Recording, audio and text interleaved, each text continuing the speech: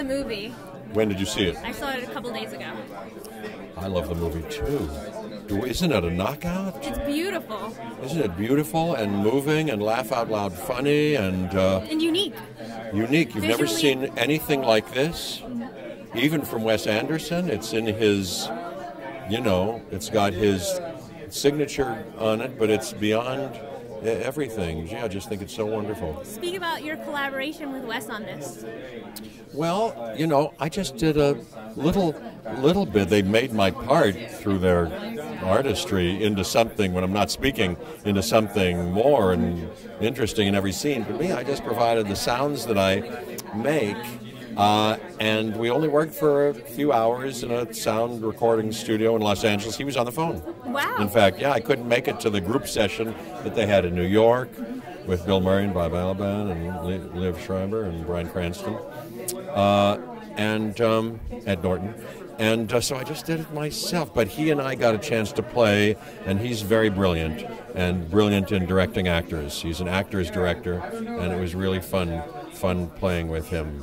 And it was fun thinking about this dog. The theme of the movie is the dogs are so beautifully devoted and sweet and infinitely loving, and especially with a little boy, 12 years old, and that's a model for all of us. And of course, it's anti-bigotry, the movie, and I love it. Yeah, there's a lot of deeper themes in there.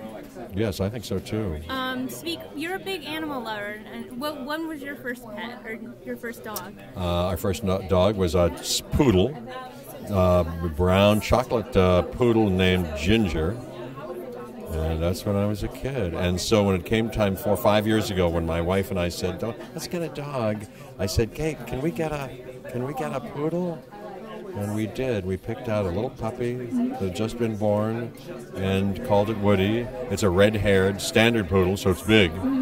And he's just great. I have 2 little boys, a 2.5-year-old Charlie and a 11-month-old River Joe, and he's great. They love him, and he's great with them, I know. Well, thank you so much. Congratulations. Nice to chat with you. So nice to see you. Enjoy. Thank you, Shana. I loved your character. She's so spunky. Tell me what attracted you to be involved. Was it just Wes? It's always Wes. I mean, he could ask me to do anything, and I would do it. I love him. He's a friend of mine, and this film is beyond. We all recorded our voices years ago, and now we get to see the film. I've actually seen it several times. I'm seeing it again tonight because I still can't believe what he held in his head for all that time. Yeah, it's a phenomenon. And also, this film really digs deeper. It has political messages and social messages. Can you speak a little about why those projects Well, the are really interesting thing is that you start a film like this 6 or 7 years ago, and at that point, it felt like a complete sort of figment of Wes's imagination. And as the years have rolled by, we've been noticing this is becoming more and more on point, more and more political. And now we've ended up with something which ostensibly was about dogs, but has become about humans. And that's not a bad thing, not a bad place for it to land. No, not at all. Thank you so much for your Thank time. you. Enjoy the premiere. Thanks, and the movie is beautiful. Tell me a little bit about what that first meeting was like with Wes. We had met back in '93 at the Sundance Film Lab, and so this was, most of it was just, hey, how you doing? Yes. Okay, now about this project, we need to get this voice of this narration, because it was very specific. He wanted something very, very specific, and I didn't quite understand it at first, and so took us a minute to get in sync, and we did half of the verbiage, and then we went back and did the first half again, because we fell into our little rhythm, so it was good. Was it fun to be the narrator of this movie? Oh yeah, I don't care. I just want to be with Wes. I love him. I didn't know what the vision was, but I knew it was going to be something special, and so to see it. Have you seen it yet? Oh yes, it's something beyond what I ever thought it would be, but I'm not surprised because it's Wes, and he's iconic in his vision and his thinking. So very, very proud. Are you a big animal lover? Do you have any pets? We just got I am a big dog lover and animal. I had a shepherd lab 25, 30 years ago. It was like my son when he passed away. So I said, I'm not going to get another pet until my children are able to. So we just got a little yellow lab, 10 weeks old, 2 weeks ago. So what's his name? Her name, Piper. Hi, Piper. Thank you so much for your time. Congratulations. Nice to chat with you. This is not your first time collaborating with Wes. You've been collaborating for years. I've been several times, and I hope to be able to say that again later. And so what was the process like? Did he just call you and say, I want you to be involved? That was exactly the process, and I don't know how or why, but sort of like Chris Guest, I think some of these people who make these movies where they often use some of the same people, I think it's a multiple weird combination. They must think you fit into their material somewhat. They probably think you're not obnoxious. It wouldn't be too impossible to be around. I think it's a whole package. Have you done a lot of other voice work before, or is this... I've done some voice work. I'm the voice of a character in a movie called A Monster in Paris, which was very expensive. I don't know if it probably came here eventually. I think I had a good time. I was Inspector Pate or something like that, and I produced an animated series that I did called Hopeless Pictures, and I was the stupid nephew, which comes way too easily for me. Have you seen the final product yet? I have seen the final product twice. It exceeded my very high expectations in ways that I just had no idea how beautiful it would be. I knew it would be compelling. I knew it would be original. I knew there would be something I would love about it. But it's on top of that, Wes has a beautiful eye, and I was thinking today he really should just paint paintings along with everything else, because when would he have time to do that? He's so visually unbelievably special. This movie has its own way, a different way of Wes expressing visual gorgeousness and real acuity, real emotion, and such feeling in these little puppet things that they push around. They don't push them around. I'm sure they're kind to them. No, it's beautiful to look at. Well, thank you so much for your time. Congratulations. Enjoy the night. Thank you. Tell me, how excited were you when you heard you got the role? Well, to be in a film with all these famous actors is just amazing. And I met most of them in Berlin when the film opened the film festival. And they're all really nice. And to be in a film with this famous director is just incredible. What did you love about your character? I think my character is very determined to find his dog Spots. And I'd say I'm very determined as well sometimes. But I think he's very generous, Atari. Yeah. What was the audition process like for you? Well, I got a request to do some recording in New York, and that's when I first met Wes Anderson.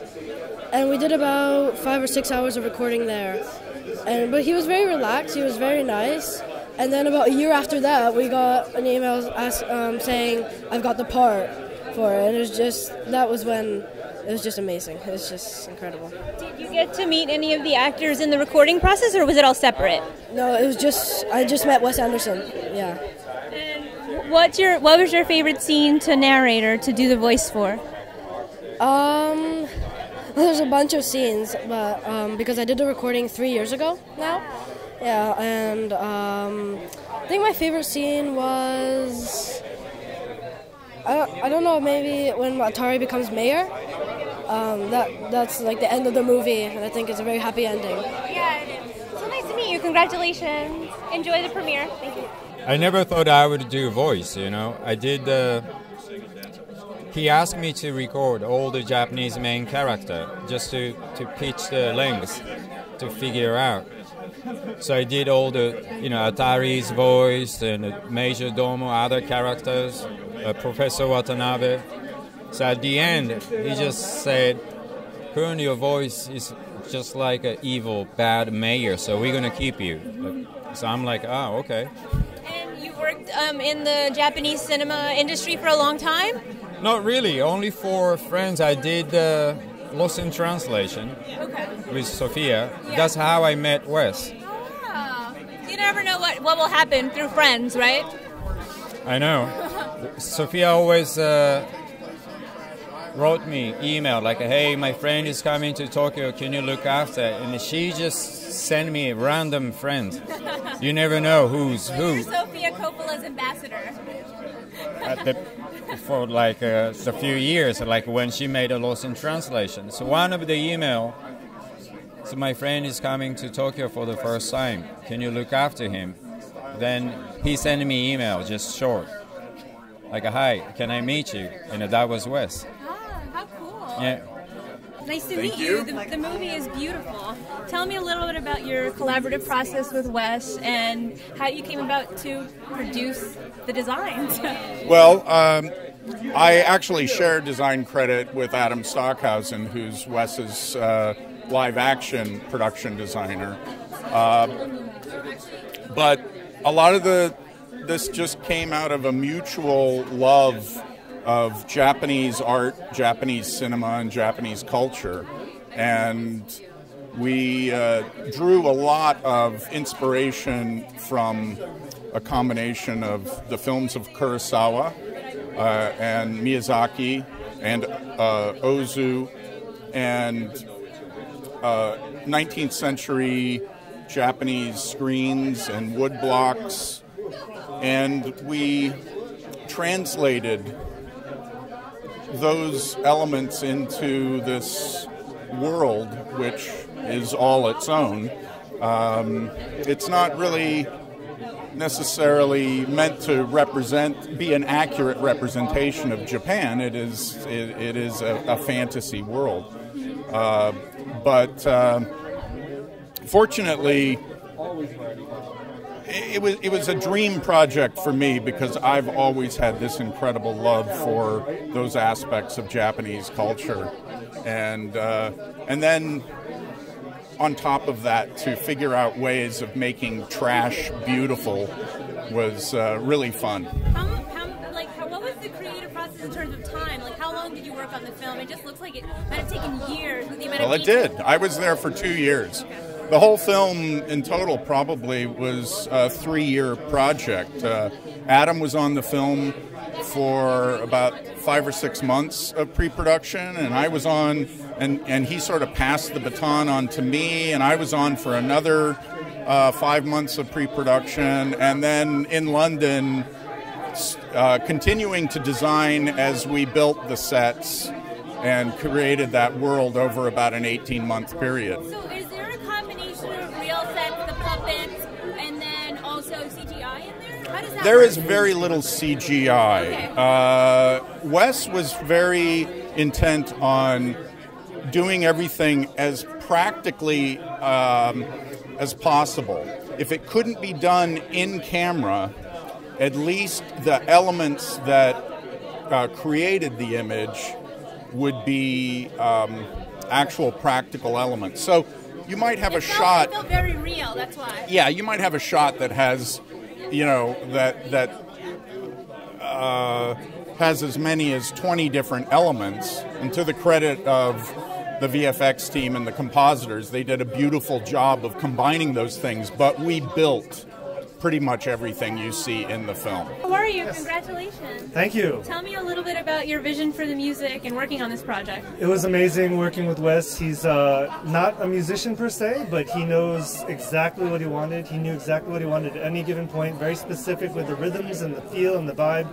It was like working with a wonderful musician for me. It does have a very musical pacing, the drums, and even the movement of the characters and the dog. Yeah, he has a very keen eye, and when we're recording, he would watch my movements and try to capture them. He took out his iPhone every now and then, would just shoot me playing, and all of his movies are amazing in terms of their spacing and their timing and the use of music. And you did all the drumming in the movie? I did most of the drumming. I brought in some other people as well, but Alexander Desplat was the composer. He was the composer for all the stuff, for the orchestral stuff. And did you get to collaborate with him at all? Or? Not really. I mean, we arrived at the recording studio, and he had all the music laid out, and I actually haven't met him yet. So hopefully, I don't know if he's here tonight, but I'd love to meet him. Thank you so much. Thank you.